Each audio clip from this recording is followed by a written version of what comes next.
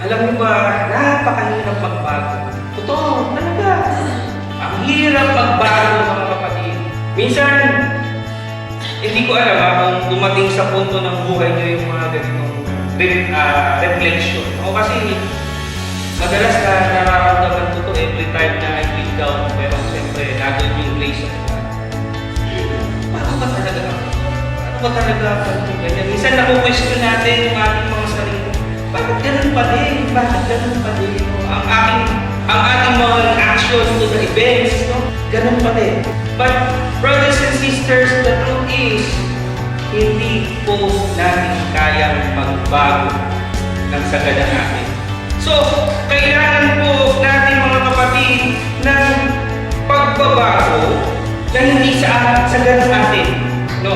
Ito po yung regeneration ng Diyos sa buhay natin. Wala akong kayang magbago sa sarili lang muna.